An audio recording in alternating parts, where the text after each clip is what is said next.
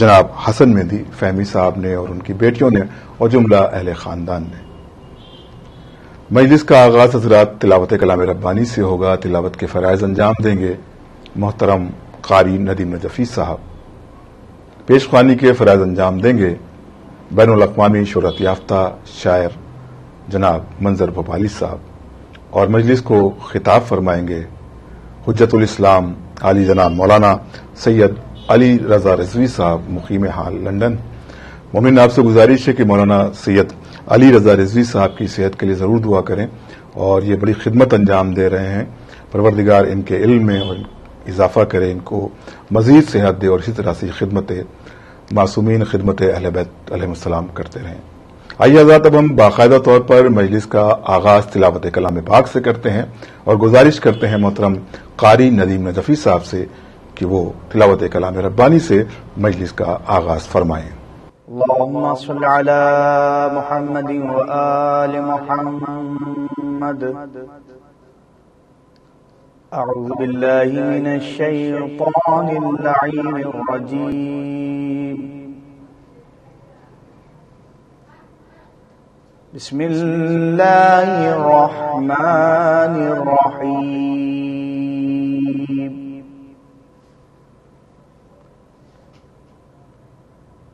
یاسین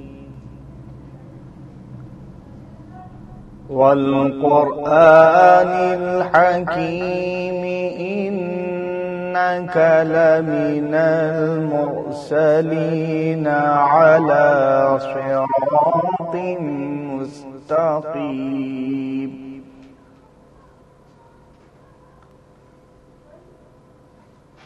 تنزيل العزيز الرحيم لتنذر قوما ما أنذر آباؤهم فهم غافلون۔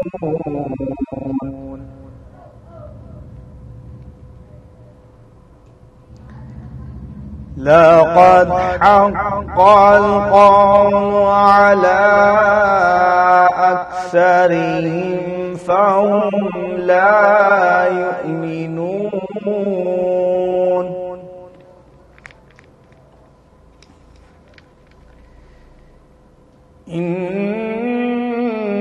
إنا جعلنا في أعناقهم أغلالا فهي إلى الأذقان فهم مقمحون۔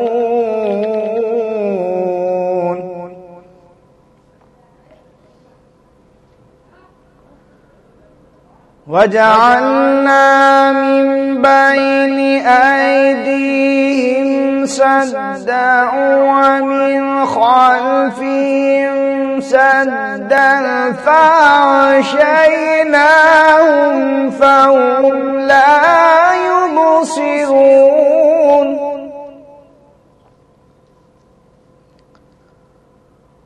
وسواء عليهم أنذرتهم أم لم تنذرهم لا يؤمنون۔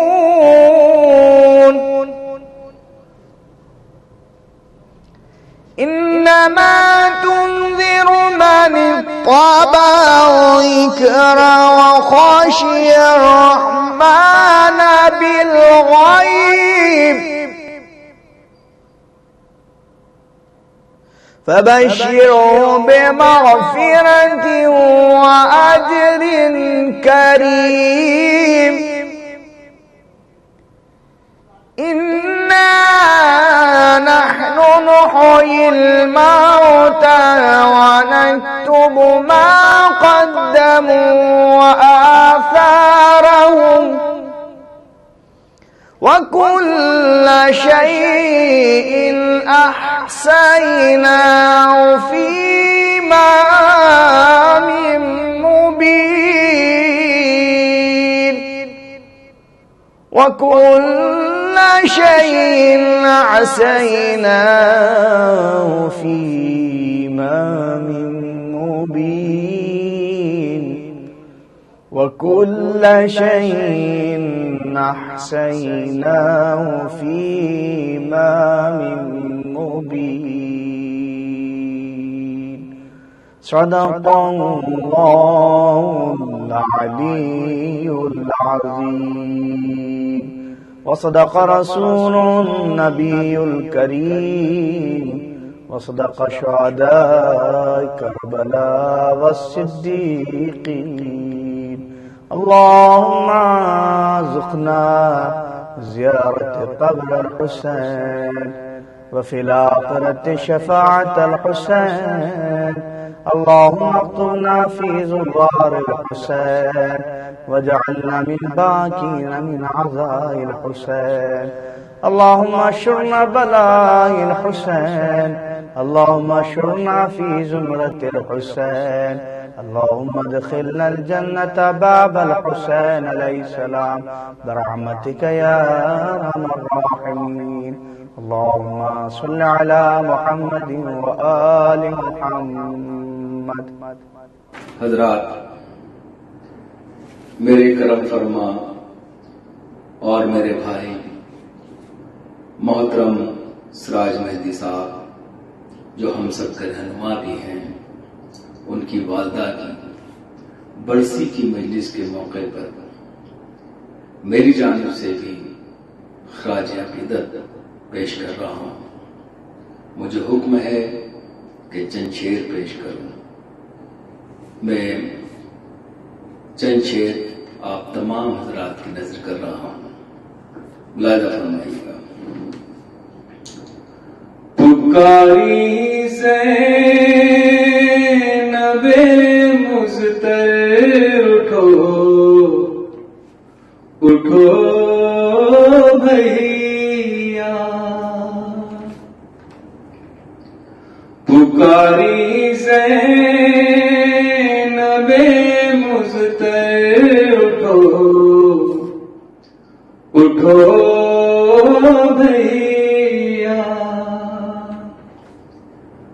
پکاری زینب مضطر اٹھو اٹھو بھیا،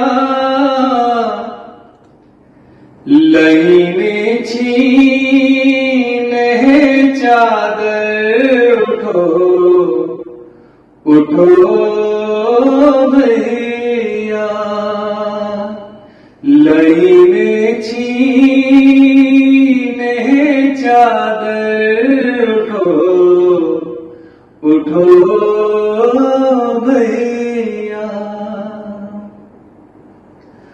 فلک نے آج ہمیں کیسا دن دکھایا ہے، نبی کی آل پہ یہ کیسا وقت آیا ہے،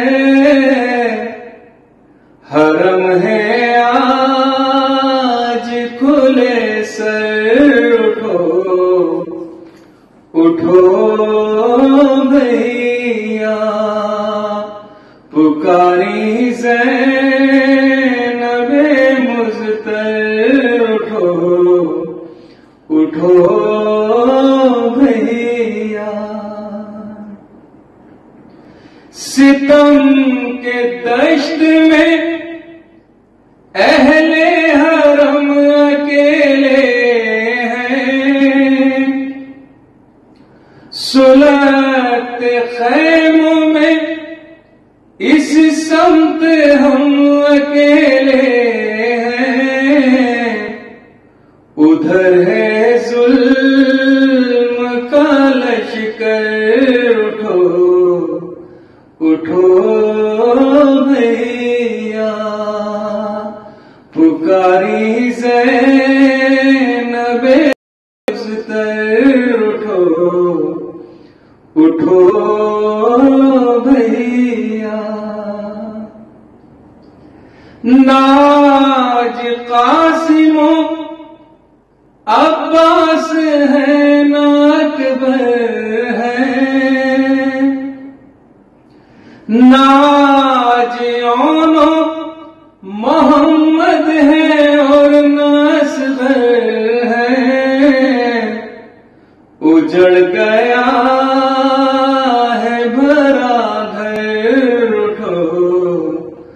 اٹھو بھیا پکاری زینب مضطر اٹھو اٹھو بھیا نبی کی آل رسم بستہ اور ننگے سر تراش لائی ہے دنیا نئے نئے خیبر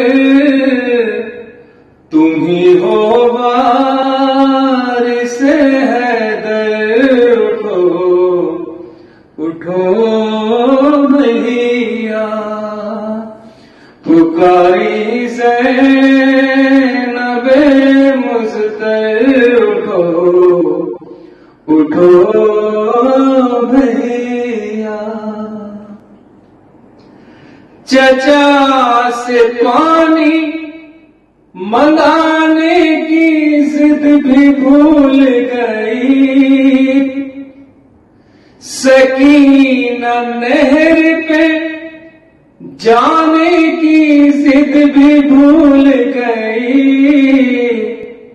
چھنے ہیں اس کے بھی گوہر اٹھو اٹھو بھیا پکاری زینب مضطر اٹھو اٹھو بھیا غریب ماتا اثاثہ بھی جل گیا دیکھو سلگتے خیمے میں جھولا بھی جل گیا دیکھو بہت تڑپتی ہے مادر اٹھو اٹھو بھیا پکاری زینب مضطر اٹھو اٹھو بھیا یہ امتحان بھی بس امتحان ہمارے لیے کہ سر پہ صرف کھلا آسماں ہمارے لیے ہے آج خاک پہ بستر اٹھو اٹھو بھیا پکاری زینب مضطر اٹھو اٹھو بھیا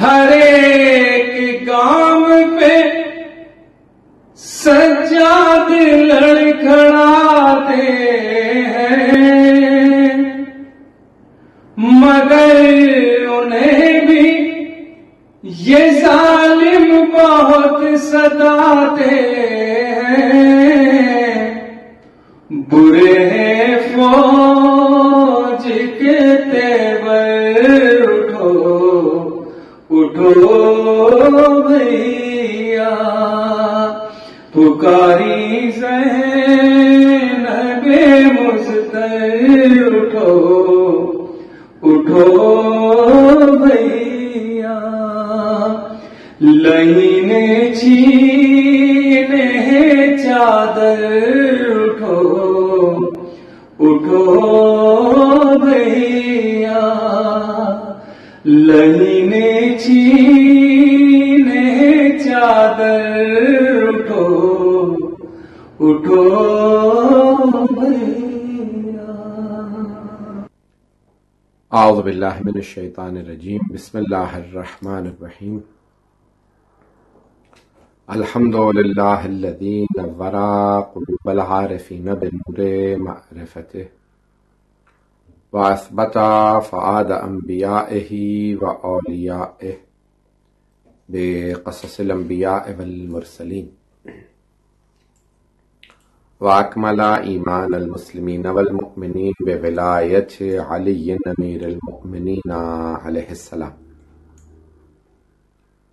والصلاة والسلام والتحیۃ والاکرام علی افضل الموجودات العبد المؤید والرسول المسدد المصطفى الامجد المحمود الاحمد اعنی ابا القاسم محمد صلی اللہ علیہ وسلم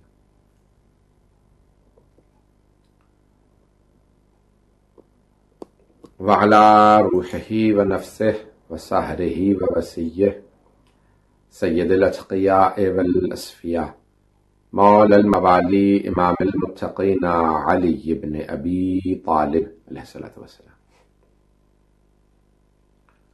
وعلى أوصيائه لا سيما بقية الله في الأرضين روحي وأرواح العالمين لتراب مقدمه الفداء واللعنة الدائمة على أعدائهم أجمعين من الآن إلى قيام يوم الدين أما بعد فقد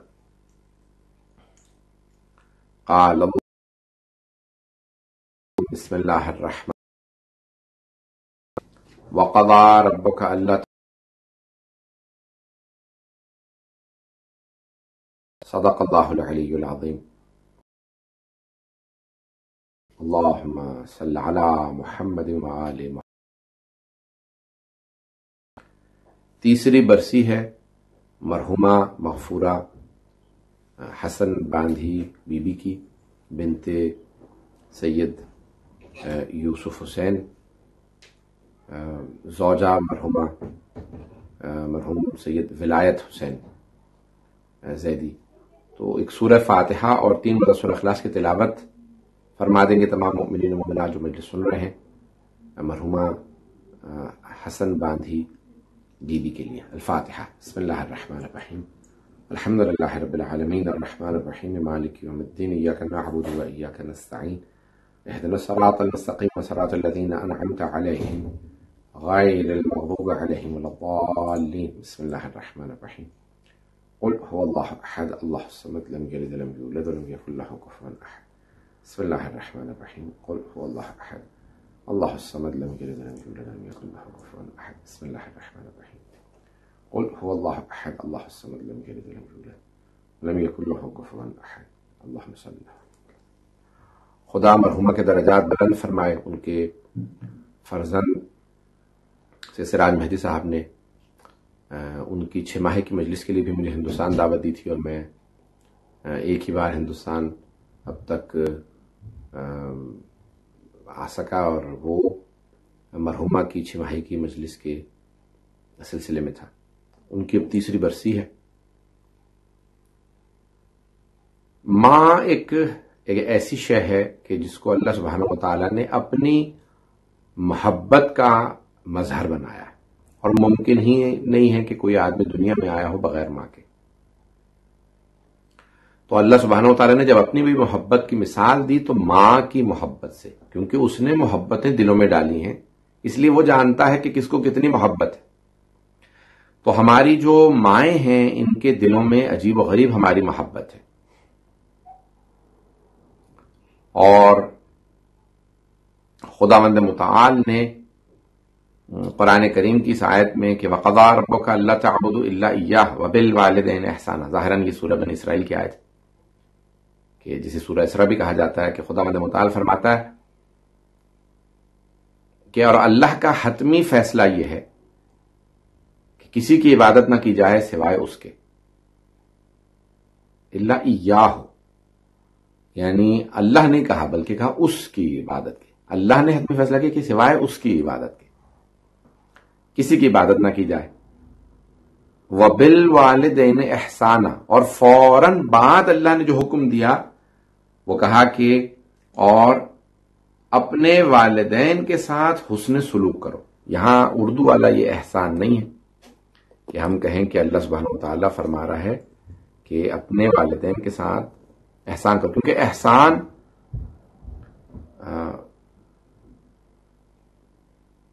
والدین پہ کیا نہیں جا سکتا، کیونکہ وہ ان کا احسان ہے کہ انہوں نے ہمیں پالا، ہمیں دعائیں دیں، ہماری تربیت کی. تو اولاد ماں باپ پہ احسان نہیں کر سکتی. تو یہاں حسن سلوک کی، وبالوالدین احسانہ یعنی حسن سلوک کرو، اپنے والدین کے ساتھ نیکی کرو. ترجمہ عام طور سے نیکی کا لفظ اردو میں استعمال کیا جاتا ہے. تو اپنے والدین کے ساتھ نیکی کرو، یہ اللہ سبحانہ وتعالیٰ نے ارشاد فرمایا ہے قرآن کریم. اور والدین حملت ہوں یعنی الفاظ اللہ سبحانہ وتعالیٰ نے کہ ماں نے بڑی زحمتوں کے ساتھ حمل اٹھایا. انسان جو ہے وہ اگر تصور کرے کہ 9 ماہ اس نے شکم میں رکھا بڑی زحمتوں کے ساتھ کہ وہ کروٹ لیتی تو خیال رکھتی کہ میرا بچہ سلامت رہے، آرام سوتی اٹھتی بیٹھتی، کام ادا نہ کیا، 20 برس بدلا ہی نہیں ہے 9 ماہ کا. نہیں، کیوں بدلا نہیں ہے؟ نیتوں کا انما امرئ ما نوى وانما الاعمال بالنیات بھی ہے، لیکن لکل امرئ ما نوى، کیونکہ یہ بیٹی روایات میں کہ اللہ کو وہ بندہ پسند نہیں کہ جو یہ بھی نہیں کرنا چاہیے کہ ماں باپ کو خوش کرنے کے لیے بیوی کی توہین کریں، گالیاں بکیں یا اولاد کو مارے پیٹیں. بہت بڑی خطا ہے، لغزش ہے، یہ زندگی کے اندر بہت بڑی کوتاہی ہے، بلکہ گناہ ہے. اور عقوق والدین یعنی آق جسے کرتے ہیں والدین، آق گناہان کبیرہ میں سے ہے. ایک مومن اور ایک مسلمان کے لیے گناہان کبیرہ میں سے جو گناہان کبیرہ ان میں سے ایک ہے آق والدین. یہاں تک کہ بہت سی روایت میں قرآن کریم میں جو آیت آئی ہے کہ بغیر حساب اللہ بہت سے لوگوں کو جنت میں بھیجے گا بغیر حساب. کچھ لوگ اتنے با کردار اتنے باعمل ہوں گے کہ اللہ کہے گا ان کا کوئی حساب کتاب نہیں، یہ بغیر حساب جنت میں جائیں گے. کچھ لوگ ایسے ہوں گے کہ جو بغیر حساب جہنم میں جائیں گے، ان کا کوئی حساب کتاب. اللہ کہے گا میں ان کو لا ينظر الیہم یعنی اللہ ان کو اپنی نظر رحمت سے دیکھے گا بھی نہیں، کہے گا ان کو سیدھے جہنم میں لے جاؤ، ان کو جہنم میں ڈال دو، ان کا کوئی حساب کتاب نہیں. تو بغیر حساب جہنم میں جائیں گے کچھ لوگ. ان میں سے کہا کہ یا رسول اللہ کون ہوگا کہ جن کا حساب کتاب بھی نہیں ہے؟ یہ معصوم علیہ السلام سے سوال کیا، جن کا حساب کتاب ان میں سے ایک گروہ جو ہے وہ ان لوگوں کا ہوگا جو آق والدین ہیں، جن کے والدین انہیں آق کر دیں. کبھی میں ان سے راضی نہیں، اپنے اولاد سے راضی نہیں. والدین اگر آق کر دیں تو بغیر حساب جہنم میں جائے گی اولاد. اور کہا کہ کیسے آق کر دے؟ کبھی وہ جس بات پہ بھی آق کر دیں، زندگی میں آگ کر دیں یا مرنے کے بعد آگ کر دیں. مرنے کے بعد بھی آگ کر سکتے ہیں. کہا ہاں، بہت سے والدین زندگی میں راضی ہوتے ہیں، مرنے کے بعد ناراض ہو جاتے ہیں. کون سے؟ جن کے اولاد کبھی ان کے لیے کوئی نہ فاتحہ، نہ کوئی نظر، نہ نیاز، نہ کوئی مجلس، نہ قرآن، کچھ نہیں کرتی. یہ خود ایک سعادت ہے کہ اولاد والدین کے لیے مجلس رکھے. اتنے بڑے بڑے علماء، فقہاء، مجتہدین مرتے میں وصیت کرتے ہیں کہ ہمارے مرنے کے بعد ہمارے ایصال ثواب کے لیے مجلس حسین رکھنا شفاعت کا، بخشش کا سبب بنتی ہے مجلس امام حسین السلام مجلس. تو یہ مجالس رکھنا ان کے ایصال ثواب کے لیے. مجالس کے علاوہ قرآن کریم سب سے زیادہ جو اثر ہے وہ قرآن کریم کا، پھر مجالس کا. یہ ان کے نام پہ صدقہ دینا، خیرات کرنا مسلسل، یہ ان کی واجبات اگر رہ گئی ہوں، نمازیں ان کی پڑھوانا، روزے رکھوانا، پڑھی ہوئی بھی ہوں تو دوبارہ قضا کروانا بے انتہا اجر و ثواب ہے. ایک آدمی نے ساری نمازیں پڑھی تھی، اس کی دوبارہ اگر قضا کروا دیں تو اس کو 2 دفعہ پوری زندگی میں نمازیں پڑھنے کا ثواب ملے گا. یہاں تک کہ مرحوم آیت اللہ خوئی کی وصیت تھی کہ میری 80 سال کی نمازیں قضا کروا دیں. کچھ لوگ کہنے لگے بھی 13 سال کی عمر سے نجف میں تھے، 93 سال کے انتقال ہوا، یعنی یہ 80 سال کی نمازیں، یہ کیا مطلب؟ یعنی کہ انہوں نے نمازیں ہی نہیں پڑھی تھی. بھائی پوری زندگی پڑھتے رہے، نمازیں پڑھاتے رہے، پوری زندگی جماعت پڑھا، حرم میں نماز پڑھاتے رہے. تو کہا پھر کیوں یہ عجیب و غریب وصیت ہے؟ کیا مطلب؟ یعنی کہ جس آدمی نے 50 سال ہاں بھائی 45 سال کے 43 یا 40 کے بعد انہوں نے حرم میں نماز پڑھانا شروع کی، اور 93 برس کے تھے جب انتقال ہوا، یعنی 50 سال جنہوں نے حرم میں نماز پڑھائی ہو اور اس سے پہلے دوسرے کا مساجد میں اتنی جو نماز جماعت پڑھاتے رہے ہوں پوری زندگی، وہ کہہ رہے ہیں کہ بھی 80 سال کی نماز قضا کروا دیں. تو کہا بھی تاکہ 2 دفعہ پورے اعمال زندگی کے 2 دفعہ بجا لانے کا ثواب ملے. مرحوم سید شریف مرتضی آیت اللہ علامہ محقق شریف مرتضی سید رضی جنہوں نے نہج البلاغہ تالیف فرمائی ہے، ان کے بڑے بھائی شریف مرتضی سید مرتضی علم الہدا جن کا لقب تھا، علم الہدا، شیخ طوسی کے استاد.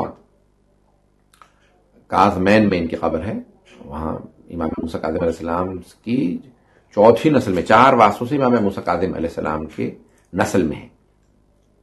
ہاں، یعنی ان کے بیچ میں 4 اجداد ہیں، اس کے بعد پھر امام موسیٰ کاظم سے مل جاتے. تو انہوں نے وصیت کی، کہا کہ یعنی ان کے لیے تھا کہ جب 40 برس کے ہوئے تو انہوں نے دوبارہ ساری اپنی زندگی کے اعمال بجا لائے، ساری نمازیں دوبارہ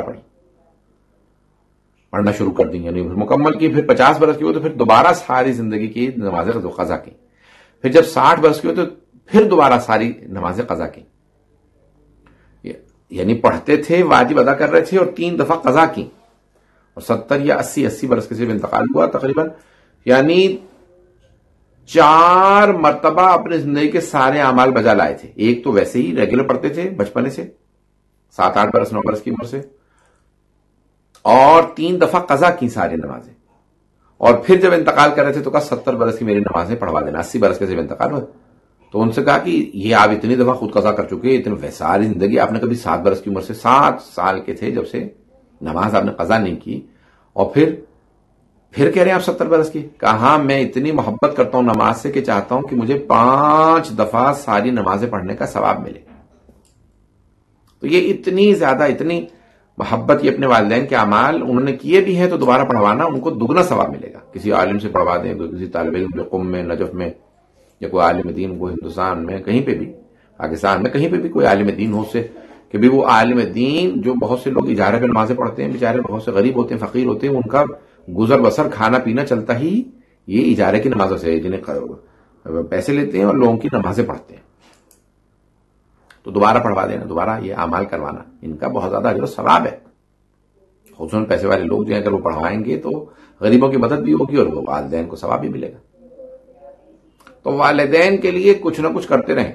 یہاں تک حدیث میں ہے کہ اگر قرآن پڑھتے ہیں بچے والدین کے لیے تو والدین کو اس کا فائدہ ہوتا ہے. ولو کھانا کافرین، چاہے وہ والدین کافر ہی کیوں نہ ہو. تو کبھی کافروں کے لیے نہیں، وہ پڑھے گا نہیں والدین کے لیے کہ وہ کافر تھے، وہ خود قرآن پڑھتا ہے، والدین کو بخشتا بھی نہیں ہے، تو فائدہ ہوگا انہیں. ولو کھانا کافرین، تو ان کو چاہے وہ کافر ہو فائدہ ہوگا. کہ کیوں کافر کو کیوں؟ کہ اللہ ان کے عذاب میں کمی کر دے گا کہ اولاد قرآن پڑھنے والوں میں سے. بے حد اجر و ثواب ہے قرآن کریم کا مرنے والوں کے لیے. صدقہ زکوٰۃ دینا، خیرات کرنا ان کے نام پہ. جب بھی صدقہ نکالیں اپنے والدین کی بھی نیت کریں، چاہے وہ زندہ ہوں چاہے مردہ ہوں، ان کی طرف سے لازمن نیت کریں. سب سے زیادہ ہماری گردنوں پہ جو حق ہے اللہ، رسول اور امام علیہ السلام، یعنی اللہ سبحانہ وتعالی، رسول خدا صلی اللہ علیہ وسلم اور ائمہ اہل بیت علیہ السلام کے بعد وہ ہمارے والدین کا ہمارے گردنوں پہ حق ہے. تو ان کا حق ادا کرتے ہوئے کبھی انسان کوتاہی نہ کرے. تو وہ بہت سے والدین مرنے کے بعد آگ کر دیتے ہیں، بہت سے زندگی میں ناراض ہوتے ہیں، مرنے کے بعد راضی ہو جاتے ہیں کہ اولاد نے اتنے ہمارے لیے قرآن پڑھے، اتنے صدقے خیراتیں کی، اتنی مجالس کروائیں. تو مرنے کے بعد جو سب سے زیادہ چیزیں کام آنے والی ان میں سے قرآن کریم ہے، مجالس ہیں، صدقہ خیرات وغیرہ، اور ان میں سے سب سے زیادہ جو ثواب ہے وہ صلوات کا ہے. مرنے کے بعد جو اللہم صلی اللہ محمد وعلی محمد کا اجر و ثواب ہے کسی مرحوم کے لیے، اس کا علامہ طباطبائی صاحب المیزان علامہ سید محمد حسین طباطبائی فرماتے ہیں کہ ایک صلوات، صرف ایک صلوات اگر آپ پڑھ کے کسی مرحوم کو بخش دیتے ہیں تو اس کا اتنا ثواب ہے کہ ان کے کئی میل کا برزخ کا سفر طے ہو جاتا ہے. یہ صرف ایک صلوات سے. تو یہ جو عرفاء جو انہوں نے اس کے بتایا، یہ حدیث کی روشنی میں، یہ حدیث میں آیا کہ سب سے زیادہ کام آنے والی چیز حدیث ہے.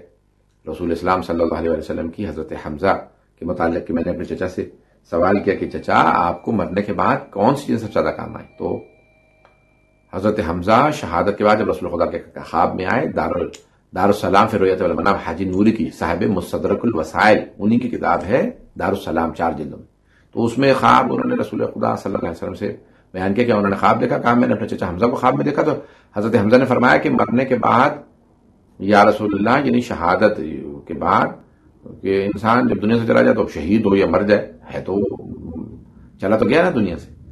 تو حضرت حمزہ جو سید الشہداء تھے امام حسین علیہ السلام سے پہلے، تو انہوں نے فرمایا کہ مرنے کے بعد جو چیزیں کام آئیں ان میں سے کہا یا رسول اللہ مجھے علی سے ویسے ہی بہت محبت تھی، بھتیجے تھے، شروع سے ان کو دیکھتا تھا، بڑی محبت تھی، تو مرنے کے بعد علی کی محبت بہت کام آئی. دوسرے یا رسول اللہ آپ پر اور آپ کی آل پہ درود و سلام، یہ جو میں سلوات بہت زیادہ پڑھتا تھا، آپ نے سلوات سکھائی تھی، یہ بہت کام آئی. اور تیسرے یا رسول اللہ جب میرے بابا یعنی رسول خدا صلی اللہ علیہ وسلم کے دادا حضرت عبد المطلب سلام اللہ علیہ کا جب وہ حاجی آتے تھے مکے میں ہر سال، تو میرے یعنی والد سارے بیٹوں کی کوئی نہ کوئی ذمہ داری لگاتے تھے، تو میرے ذمے حاجیوں کو پانی پلانا آتا تھا. کہا یا رسول اللہ یہ پیاسوں کو پانی پلانا مرنے کے بعد بہت زیادہ کام ہے. جو 3 چیزیں ان کے سب سے زیادہ کام ہے. یہ جو امام حسین علیہ السلام کے نام سے سبیلیں لگا دی جاتی ہیں، ہمیں اندازہ ہی نہیں ہے ان سبیلوں کا ہمیں کتنا اجر و ثواب ملتا ہے. تو انسان جو ہے وہ کسی بھی طرح سے والدین کے حقوق میں کوتاہی نہ کرے. مرنے کے بعد جو چیزیں کام آتی ہیں ان میں سے والدین کی خدمت. یہاں تک کہ حدیث میں ہے کہ ایک صحابی آئے رسول خدا صلی اللہ علیہ وسلم کی بارگاہ میں، کہا یا رسول اللہ میں بہت گنہگار ہوں، آپ میرے لیے دعا کر دیں کہ میرے اللہ گناہوں کو معاف کر دیں. تو صحابہ سب بیٹھے ہوئے تھے، تو انہوں نے آ کے جب یہ درخواست کی سرور کائنات کی بارگاہ میں، تو سرور کائنات صلی اللہ علیہ وسلم نے فوراً سوال کیا اس سے کہ آپ نے فرمایا، کہا کہ بھی کیا تمہارے والدین زندہ ہیں؟ تو وہ صحابی نے رضی اللہ عنہ سے عرض کی، کہا یا رسول اللہ نہیں میرے والدین زندہ نہیں. کہا ٹھیک ہے پھر جاؤ میں تمہارے لیے دعا کروں گا. تو صحابہ نے کہا یا رسول اللہ وہ آپ سے درخواست کر رہے ہیں کہ آپ دعا کر دیں، میں بہت گنہگار ہوں، اللہ میرے گناہوں کو معاف کر دے، اور آپ ان سے سوال کر رہے ہیں کہ بھئی تمہارے والدین زندہ. تو بھئی والدین ہوں بھی تو گنہگار ہیں یا رسول اللہ، آپ دعا، وہ آپ سے دعا کے لیے درخواست کر رہا ہے اور آپ کہہ رہے ہیں والدین زندہ. کہا ہاں میں یہ اس لیے سوال کر رہا تھا کہ اگر اس کے والدین زندہ ہوتے، یعنی آپ جانتے ہیں تربیت کر رہے ہیں یعنی لوگوں کی، دنیا کی، کہا اگر اس کے والدین زندہ ہوتے تو میں اس سے کہتا کہ جاؤ جا کے اپنے والدین کی خدمت کرو، چاہے وہ گنہگار ہو، جیسے بھی ان کے والدین کی خدمت انسان کے گناہوں کو بخشوا دیتی ہے، معاف کروا دیتی ہے. سرور کائنات اپنے صحابہ سے کہہ رہے ہیں کہ تم مجھ سے دعا کے بجائے اپنے والدین کی خدمت کرو. اللہ اکبر، کتنی بڑی حدیث. تو یعنی والدین کی خدمت انسان کے گناہوں کو بخشواتی ہے.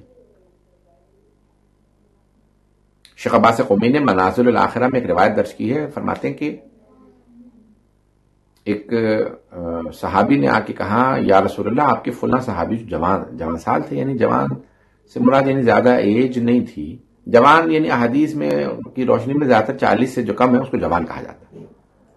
40 کے بعد پھر انسان پختہ ہو جاتا ہے، 30 سے کم کو جوان اور 30 کے بعد کو مرد اور 40 والے کے بعد کو بہرحال یعنی جوان تھے، زیادہ جو ہے ان کی عمر نہیں تھی، یعنی یا 30 سے بھی کم تھے یا بہرحال 40 سے تو کم تھے ہی. تو آگے کہا کہ یا رسول اللہ وہ آپ کے صحابی فلاں جوان سال جو ہے ان کا انتقال ہو رہا ہے، وہ اپنے آخری وقت میں بڑی اذیت میں.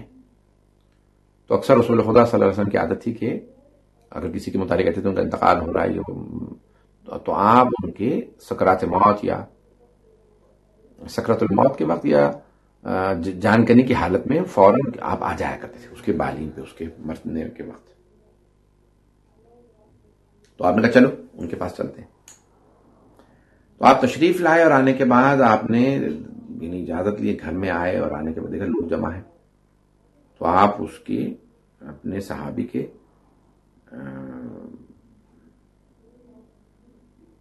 قریب آ کے بیٹھے، دیکھا وہ سخت جو ہے وہ اذیت میں ہیں، ان کو ان کی روح نکلنے میں اذیت ہو رہی ہے، تکلیف ہو رہی. اور ان کے سرہانے جو ہیں خاتون کھڑی ہوئی. تو آپ نے فوراً اپنے اس جوان سال صحابی سے کہا کہو لا الہ الا اللہ. تو پیغمبر اسلام صلی اللہ علیہ وسلم سرہانے یعنی وہ آپ موجود ہیں اور خود کہہ رہے ہیں، لیکن ان صحابی سے لا الہ الا اللہ کہا نہیں جا رہا، ان کی زبان سے لا الہ الا اللہ نہیں ادا ہو رہا. پیغمبر اسلام نے دوبارہ کہا لا الہ الا اللہ، لا الہ الا اللہ نہیں کہا جا رہا، بولا نہیں جا رہا، بالکل تکلیف میں، بہت سخت اذیت میں. تو آپ نے فرمایا کہ ٹھیک ہے یہ دعا پڑھو میرے ساتھ.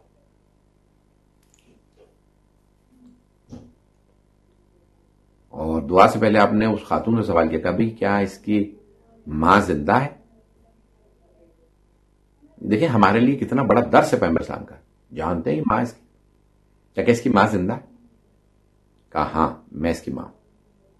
کہا کیا آپ اس سے ناراض ہیں؟ کہا ہاں ہماری روایت میں مجھے وہ ہو رہا ہے، یہ شیخ عباس قمی نے منازل آخر میں 4 سال یا 5 سال سے ہماری بول چال بند ہے. مجھے بھی پتا چلا کہ اس کا انتقال ہو رہا ہے، میں اس کی ماں ہوں، تو ہماری سلام دعا بھی نہیں تھی بالکل، میں اس سے بولتی ہی نہیں، یہ بھی نہیں مجھ سے بولتا تھا. 4 سال سے یا 5 سال سے ہم لوگ آپس میں بات نہیں کرتے. تو رسول خدا نے کہا بھائی یہ کیونکہ آپ اس سے ناراض ہیں، اس کی روح نکلنے میں بہت سخت اس کو اذیت ہو رہی ہے، تکلیف ہو رہی ہے، آپ اسے معاف کر دیں تاکہ اس کی روح نکل جائے. پیغمبر موجود ہے، پیغمبر راضی ہیں اس سے، لیکن ماں راضی نہیں ہے، پھر بھی روح نہیں نکل رہی. ماں نے کہا یا رسول اللہ آپ نے کہا ہے تو آپ کی خاطر میں نے اسے معاف کیا. اب رسول خدا صلی اللہ علیہ وسلم نے کہا کہ کہو لا الہ الا اللہ. اب وہ صحابی نے کہا لا الہ الا اللہ، وہ اب ادا کر پائے. تو آپ نے کہا کہ کیا دیکھ رہے ہو، تمہیں کیا نظر آ رہا ہے؟ تو کہا یا رسول اللہ اب آپ آ گئے ہیں تو ایک دور سیاہ مخلوق کھڑی ہے، پہلے قریب تھا وہ دور چلا گیا آپ کے آنے سے. کہا سیاہ مخلوق دیکھ رہے ہو؟ کہا ہاں. کہا یہ دعا پڑھو میرے ساتھ دہراؤ. یا من یقبل الیسیر ویعفو عن الکثیر یقبل من الیسیر وغفر لی الذنب العظیم.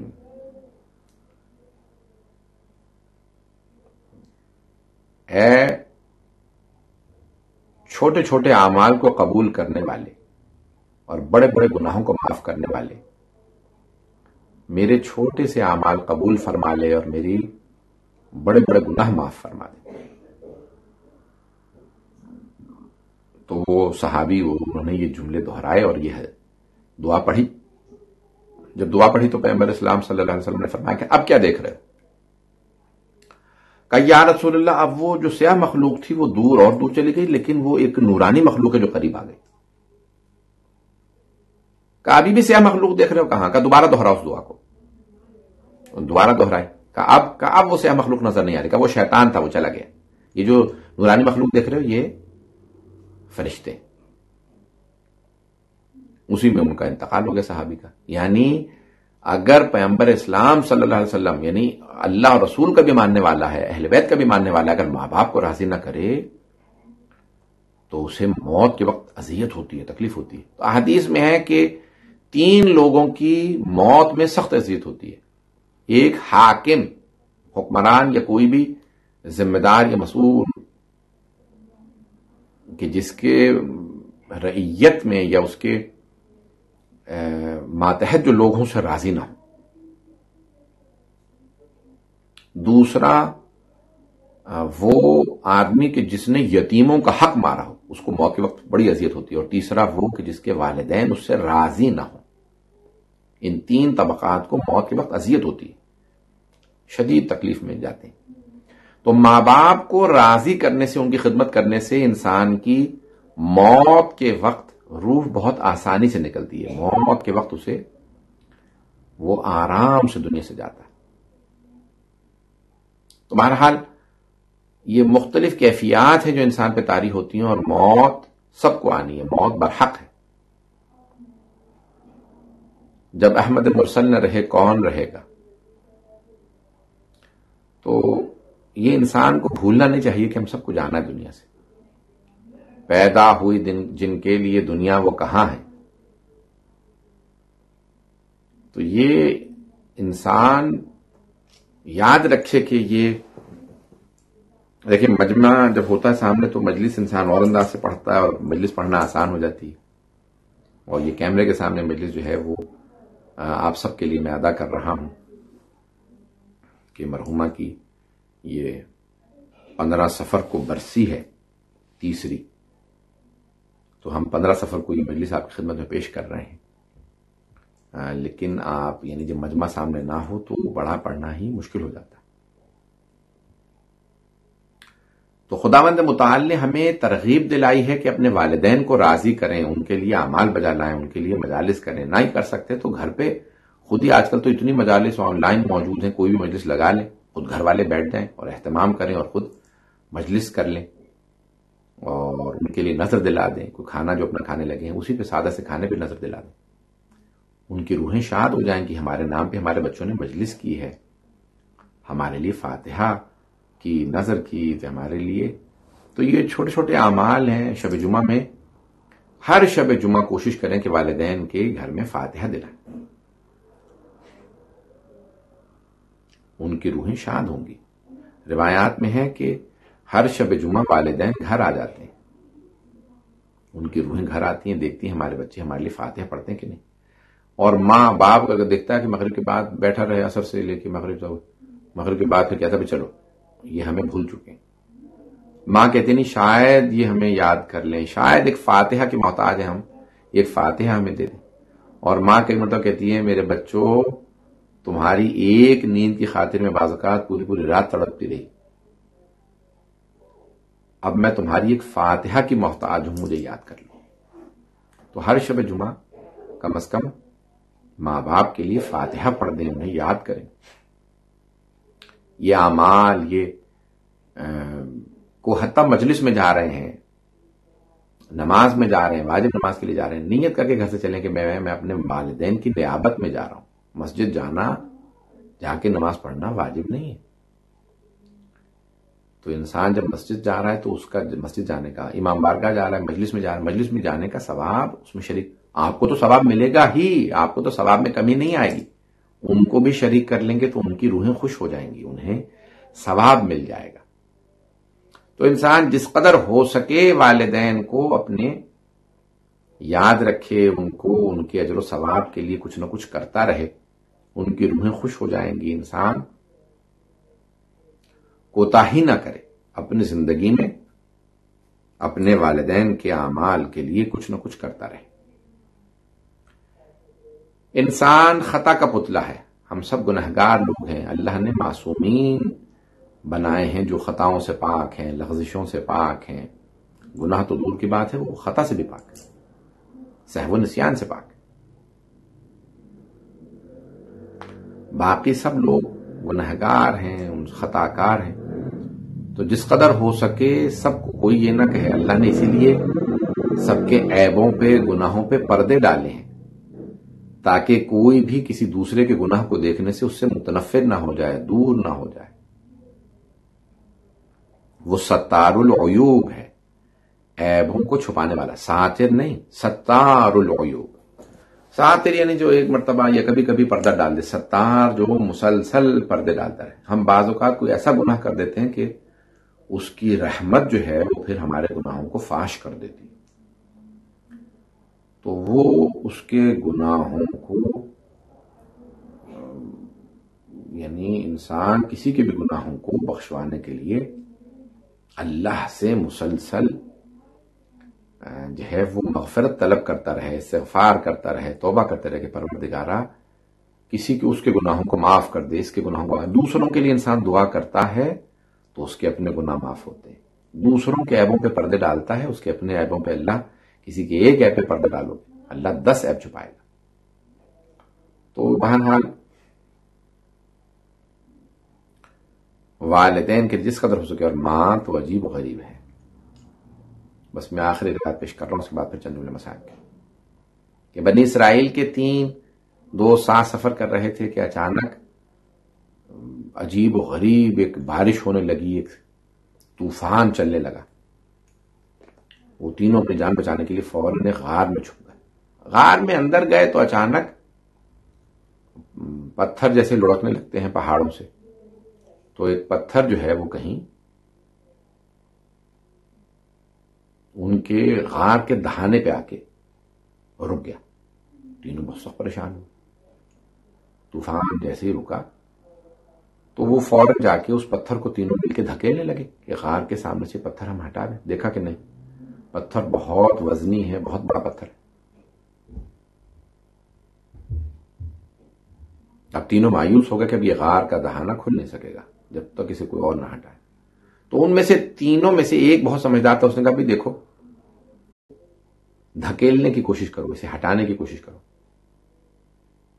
تو ان میں سے ایک آیا، اس نے کوئی اپنی نیکی گنوائی کا پروردگارہ میں نے فلاں نیکی کی تھی، اگر تو نے قبول کی ہے تو اس نیکی سے راضی تھا تو اس پتھر کو ہٹا دے. اس نے اس نیکی کا واسطہ دے کے پتھر کو دھکیلا. پتھر ایک پور کے برابر سے رکھ گیا. دوسرا آیا، اس نے کہا پروردگارہ میں نے وہ نیکی کی تھی، اگر تو نے اسے قبول کیا تو اس پتھر کو ہٹا دے. اس نے دوبارہ اس نے دھکیلا تو پتھر جو ہے وہ اور تھوڑا سا سرک گیا، لیکن راستہ اتنا نہیں تھا کہ وہ نکل سکتے. اب تیسرا آدمی آیا، اس نے کہا پروردگارہ تو جانتا ہے میرے والدین بوڑھے ہیں، اور ایک مرتبہ میرے والد نے مجھ سے رات کی تاریکی میں پانی مانگا، تو میں نے اپنے والد سے کہا کہ ابا جان رات ہے،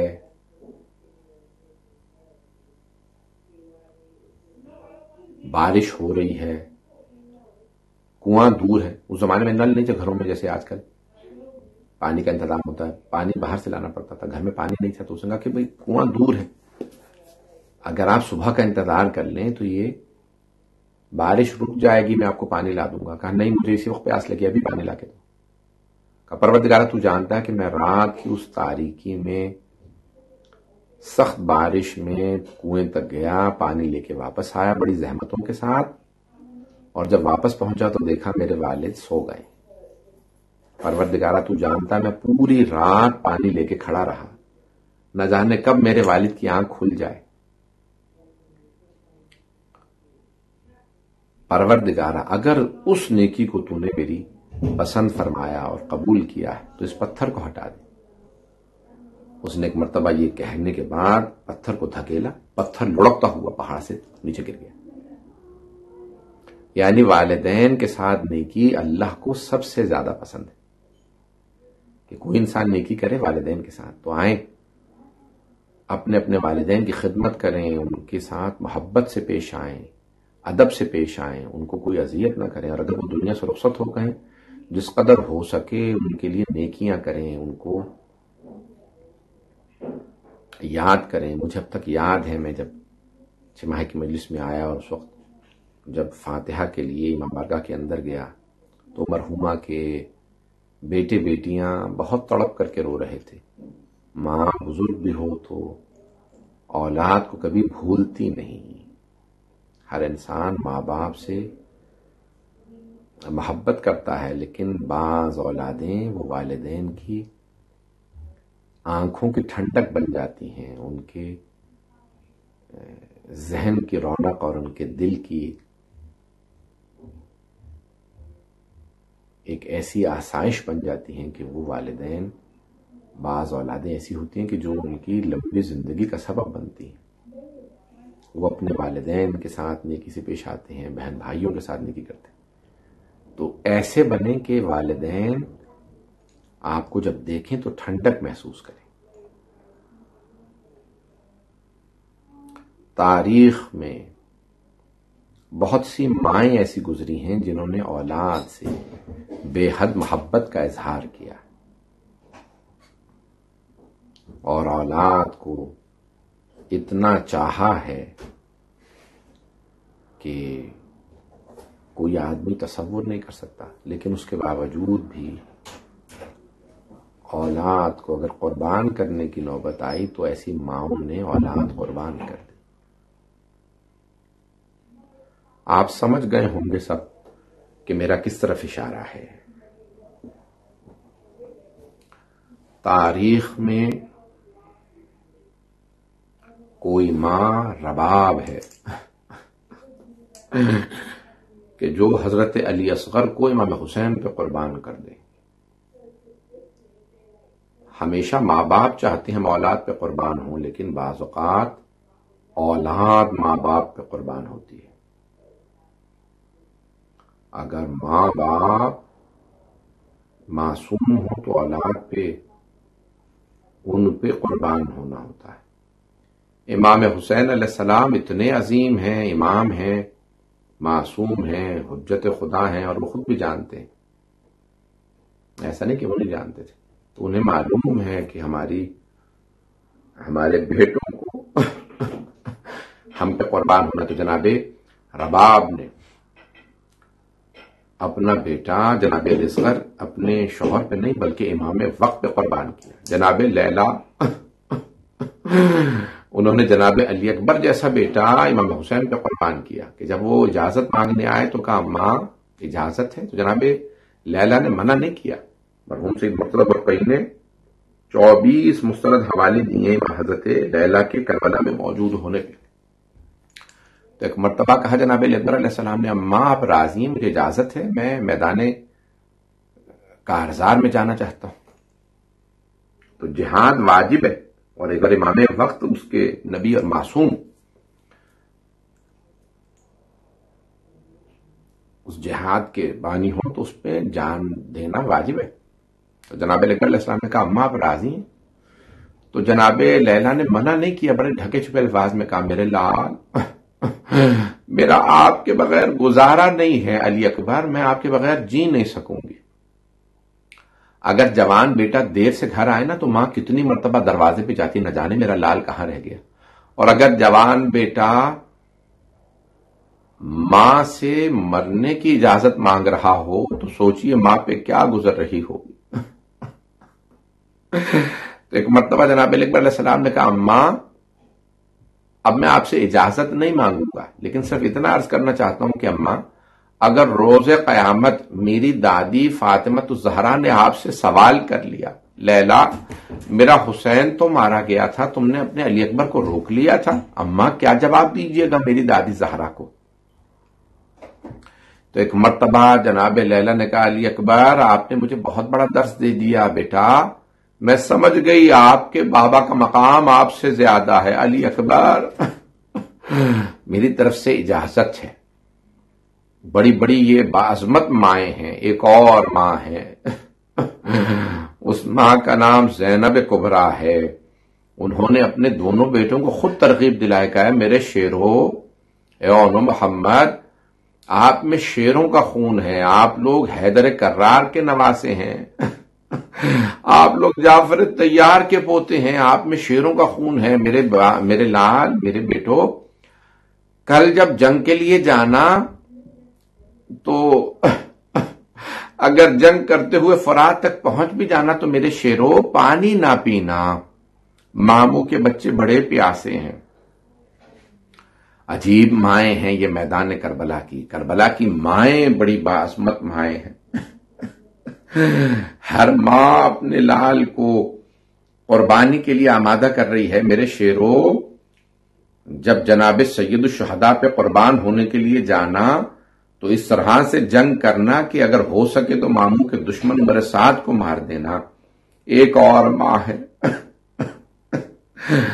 یہ ماں جناب قاسم کو میدان کربلا میں لے کے آئی ہیں اور بار بار کہتی ہیں میرے لال میں بیوہ ہوں، صرف کربلا آپ کی خاطر آئی ہوں کہ میں آپ کے بابا کے سامنے سرخرو ہو سکوں۔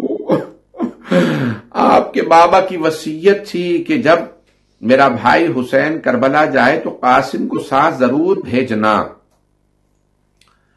اے قاسم اپنے بابا کے پاس جب جائیے گا تو کہیے گا بابا اماں نے مجھے روکا نہیں تھا اماں نے آپ پہ قربان ہونے کے لیے بھیجا تھا.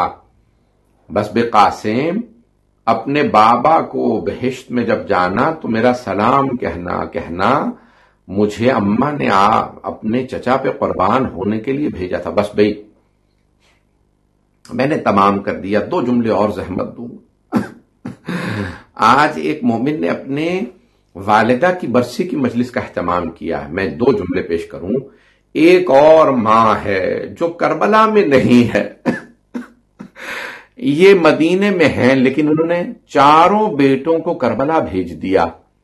اس ماں کا نام ام البنین ہے.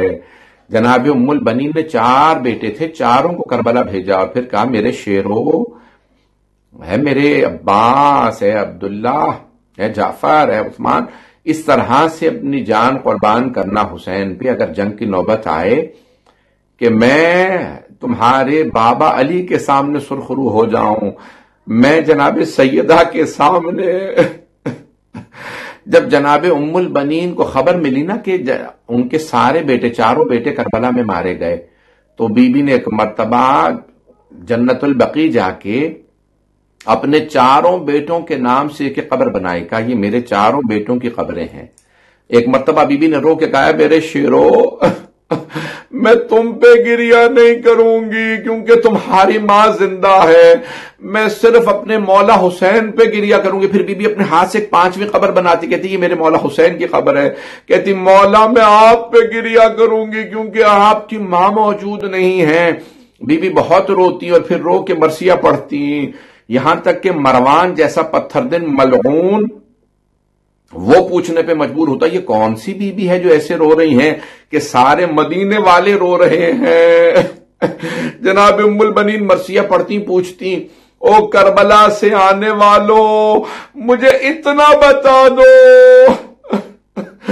کہ جب میرا شیر بیٹا عباس گھوڑے سے گرا اس کے بازو نہیں تھے، اس کا چہرہ زمین پہ پہلے لگا تھا یا سینہ؟ پھر بی بی روتی اور کہتی او کربلا سے آنے والوں مجھے بتاؤ کیا ابھی بھی فرات پہ پہرے ہیں یا قبروں پہ پانی ڈال دیا گیا ہے؟ بی بی اس انداز سے مصائب پڑھتی ہیں کہ بعض علماء کہتے ہیں کہ مروان نے جناب ام البنین کو زہر دلوا دیا تاکہ بی بی مصائب نہ پڑھ سکے. الا لعنت اللہ علی القوم الظالمین وسيعلم الذین ظلموا أي منقلب ينقلبون. پروردگارا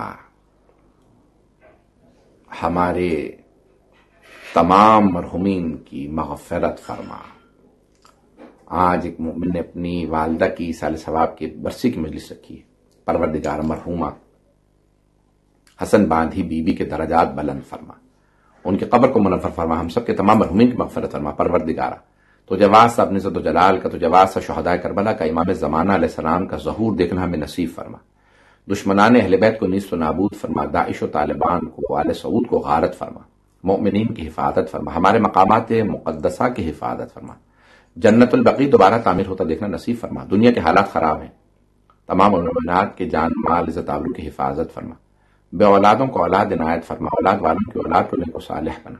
پروردگار ہمارے تمام مرحومین کی مغفرت فرما. حاضرین کے، بانیان مجلس کے، سراج مہدی صاحب کے تمام مرحومین کی، خصوصاً کی والدہ کی مغفرت فرما. پروردگارہ تو جب واسطہ ہے امام زمانہ علیہ السلام کا، آنے والے دنوں میں تمام کی تمام عزاداری کی حفاظت فرما. پروردگارہ جہاں جہاں پہ بھی اہتمام کیا گیا ہے، یہ جو آخری ایام چل رہے ہیں، پروردگارہ ان سب میں مومنین کی حفاظت فرما. کورونا وائرس کا خاتمہ فرما. اور پروردگارہ اس وقت ہندوستان میں بہت زیادہ حالات خراب، پاکستان، کشمیر میں، ایران، عراق، شام، بحرین، یمن میں، فلسطین میں، نائجیریا میں، برما میں، پروردگارہ سب کی حفاظت فرما. پروردگارہ تجھے واسطہ محمد و آل محمد علیہ السلام کی عظمتوں کا، تمام مریضوں کی شفا کا عاملہ عاجلہ عنایت فرما. ربنا تقبل منا انك انت السميع العليم بحق محمد وآلہ الطیبین الطاہرین المعصومین. ایک سورہ فاتحہ اور 3 مرتبہ سورہ اخلاص. مرحومہ مغفورہ حسن باندھی بی بی بنت سید یوسف حسین کو ثواب پہنچا دیجیے. بسم اللہ الرحمن الرحیم. الحمد لله رب العالمين الرحمن الرحيم مالك يوم الدين إياك نعبد وإياك نستعين اهدنا الصراط المستقيم صراط الذين أنعمت عليهم غير المغضوب عليهم ولا الضالين بسم الله الرحمن الرحيم قل هو الله أحد الله الصمد لم يلد ولم يولد ولم يكن له كفوا أحد قل هو الله أحد الله الصمد لم يلد ولم يولد ولم يكن له كفوا أحد بسم الله الرحمن الرحيم قل هو الله أحد الله الصمد لم يلد ولم يولد ولم يكن له كفوا أحد. जज़ाकल्लाह मोहतरम मौलाना अली रज़ा रिजवी साहब, आपने बेहतरीन बयान सामीन के दरमियान पेश किया और अब हम बैनुल अक़वामी शोहरत याफ्ता नवा खान जो अपनी आंखों से तो दुनिया नहीं देख पाते लेकिन उन्होंने अपनी आंखों में रोज़ा हज़रत अबुल फज़ल अब्बास, रोज़ा हज़रत इमाम हुसैन अलैहिस्सलाम बसा रखा है। मेरी मुराद है मोहतरम शाहबाज अली साहब से कि वो तशरीफ़ लाएं और बारगाह मासूमीन अलैहिस्सलाम में नोहे के जरिए खराज अक़ीदत पेश फरमाएं। बाबा बाबा बाबा बाबा बाबा बाबा सकीना का है नोहा,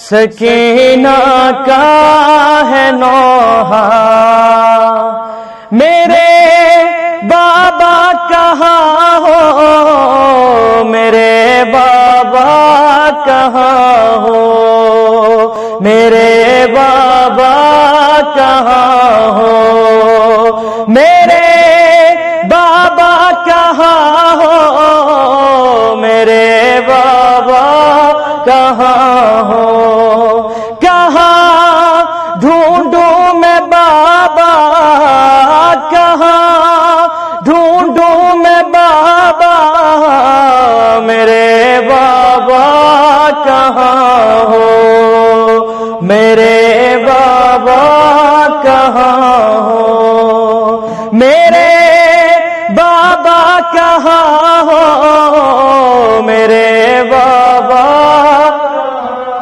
हो, मेरे बाबा कहाँ हो, लहू बहता है बाबा जहाँ कहीं पर कहीं लाश पड़े हैं खून में तर, कहाँ जाए सकीना, मेरे बाबा कहाँ हो, मेरे बाबा कहाँ हो, मेरे बाबा कहाँ हो, मेरे बाबा कहाँ हो, मेरे बाबा कहाँ हो, न तुम आए तो मैं रोऊंगी बाबा, मैं किसके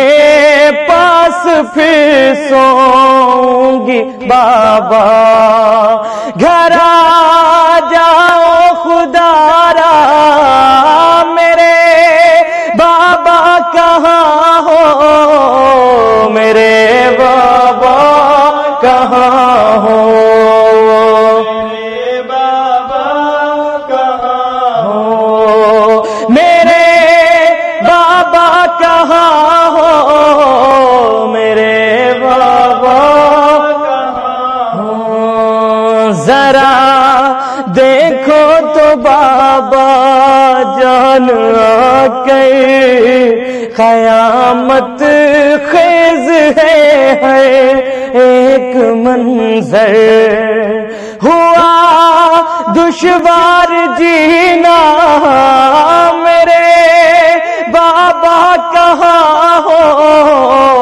मेरे बाबा कहाँ हो, मेरे बाबा कहाँ हो, मेरे बाबा कहाँ हो, मेरे बाबा कहाँ हो, तुम्हारे बिन न जी पाऊंगी बाबा, ये लगता है मैं مر جاؤں گی بابا، بچا لو مجھ کو بابا، میرے بابا کہاں ہو، میرے بابا کہاں ہو، میرے بابا کہاں ہو، میرے بابا کہاں ہو، میرے بابا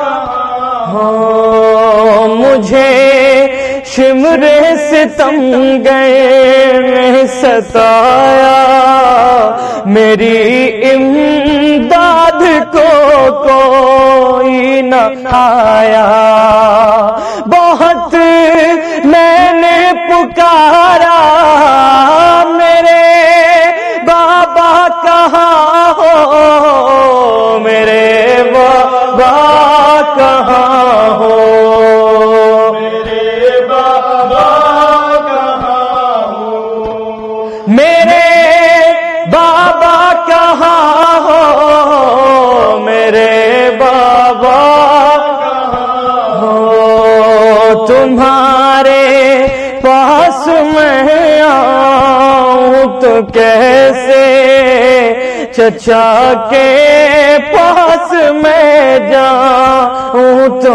کیسے، لائنوں کا ہے پہرا، میرے بابا کہاں ہو، میرے بابا کہاں ہو، میرے بابا کہاں ہو، میرے بابا کہاں ہو، میرے بابا کہاں ہو، قیامت کی گھڑی یہ کیسی آئی، نہ تم ہو اور نہ امو ہے نہ بھائی، کھڑی روتی ہوں تنہا، میرے بابا کہاں ہو، میرے بابا